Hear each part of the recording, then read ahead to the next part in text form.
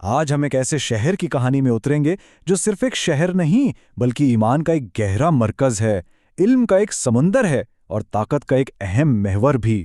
جی ہاں، یہ کہانی ہے نجف کی، ایک ایسا نام، ایک ایسی جگہ جس کی اہمیت سرحدوں سے کئی زیادہ وسیع ہے۔ ہر سال لاکھوں، جی ہاں لاکھوں زائرین جنوبی عراق کے اس شہر کا رخ کرتے ہیں۔ تو سوال یہ پیدا ہوتا ہے کہ آخر ایسی کیا خاص بات ہے؟ ایک شہر لاکھوں لوگوں کے لیے اتنا مقدس، اتنا اہم کیسے بن جاتا ہے؟ چلیں اس کی جڑوں تک پہنچنے کی کوشش کرتے ہیں۔ اس سارے معاملے کا جواب اس کی شروعات ایک پوشیدہ مزار کی کہانی سے ہوتی ہے۔ اصل میں یہی اس شہر کے وجود کی وجہ ہے۔ دیکھیے، اس شہر کا پورا وجود، اس کی ہر چیز پیغمبر اسلام کے چچا زاد بھائی اور داماد امام علی ابن ابی طالب کے مزار کے گرد گھومتی ہے۔ مطلب نجف کی پہچان ہی اسی مقدس مرکز سے ہے۔ تو قصہ کچھ یوں ہے کہ امام علی کو ایک خفیہ مقام پر دفن کیا گیا تاکہ ان کے جسد خاکی کو محفوظ رکھا جا سکے، اور یہ راز ہی رہا۔ 1 صدی سے بھی زیادہ عرصے تک کسی کو خبر نہیں تھی کہ وہ جگہ کہاں ہے۔ پھر عباسی خلیفہ ہارون الرشید شکار کے دوران اتفاقاً اس مقام تک پہنچے۔ بس اسی دریافت کے بعد یہاں ایک مزار بنا اور دیکھتے ہی دیکھتے اس کے ارد گرد نجف کا شہر آباد ہونے لگا۔ لیکن نجف کی کہانی صرف زیارت تک ہی نہیں رکتی۔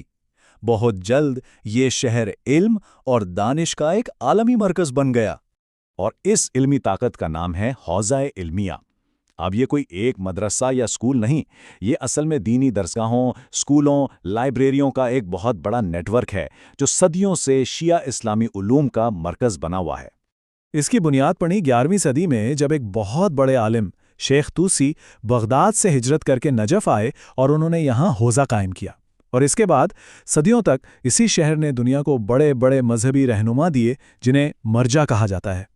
اس بات سے اندازہ لگایا جا سکتا ہے کہ یہ کوئی معمولی ادارہ نہیں تھا، یہ تقریباً 1000 سال تک پوری شیعہ دنیا کا فکری اور علمی انجن رہا ہے۔ یہ اس کے اثر کی گہرائی کو ظاہر کرتا ہے۔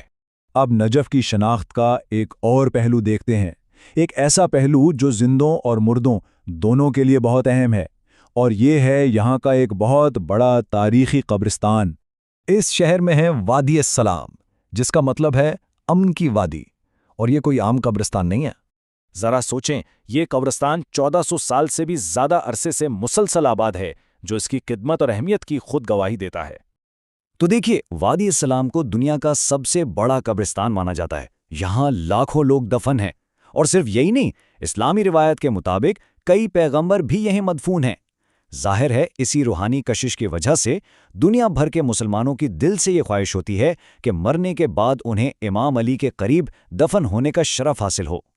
اچھا، اب ذرا اس شہر کے جدید تاریخ پر نظر ڈالتے ہیں، جس نے بہت کڑے وقت بھی دیکھے اور پھر ایک زبردست واپسی بھی کی۔ نجف کی تاریخ میں بڑے اتار چڑھاؤ آئے ہیں۔ کبھی یہ صفوی اور عثمانی سلطنتوں کے درمیان ایک متنازع علاقہ رہا، لیکن دلچسپ بات یہ ہے کہ دونوں نے ہی مزار کی تعمیر میں اپنا حصہ ڈالا۔ پھر 1920 میں یہ برطانوی راج کے خلاف بغاوت کا گڑھ بنا، اور 20ویں صدی کے آخر میں تو اسے بیسی حکومت کے سخت جبر کا بھی سامنا کرنا پڑا۔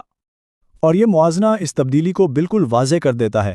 ایک طرف وہ دور تھا جب شہر پر سختیاں تھیں، پابندیاں تھیں، اور پھر 2003 کے بعد کا دور آیا جب نجف نے اپنی کھوئی ہوئی عالمی حیثیت اور اپنا اثر و رسوخ دوبارہ حاصل کر لیا۔ آج نجف مرجعیت کا مرکز ہے، یعنی اعلیٰ ترین مذہبی قیادت یہیں سے چلتی ہے، اور یہاں سے جو فیصلے ہوتے ہیں وہ صرف عراق تک محدود نہیں رہتے، بلکہ پوری دنیا میں لاکھوں لوگوں کی زندگیوں پر اثر ڈالتے ہیں۔ تو اب تک ہم نے جو کچھ بھی دیکھا، آئیے ان سب کو جوڑتے ہیں اور اپنے پہلے سوال کا جواب ڈھونڈتے ہیں کہ نجف آخر کیوں اہم ہے؟ اگر ہم دیکھیں تو نجف کی اہمیت بنیادی طور پر 3 ستونوں پر کھڑی ہے۔ پہلا، امام علی کے مزار کی وجہ سے اس کی روحانی اتھارٹی۔ دوسرا، حوزہ علمیہ کی وجہ سے اس کی علمی اور فکری قیادت۔ اور تیسرا ستون ہے اس کی تاریخی ثابت قدمی، یعنی ہر مشکل دور سے گزر کر دوبارہ اٹھ کھڑے ہونے کی صلاحیت۔ یہی تینوں چیزیں مل کر نجف کو وہ منفرد مقام دیتی ہیں جو آج اس کا ہے۔ لیکن ایک سوال ذہن میں آتا ہے کہ اس بدلتی ہوئی دنیا میں ایمان، علم اور طاقت کا یہ قدیم مرکز مستقبل میں کیا شکل اختیار کرے گا؟ اس کی کہانی آگے کیسے بڑھے گی؟ اور اس کے اثرات آنے والے وقتوں میں کیا ہوں گے؟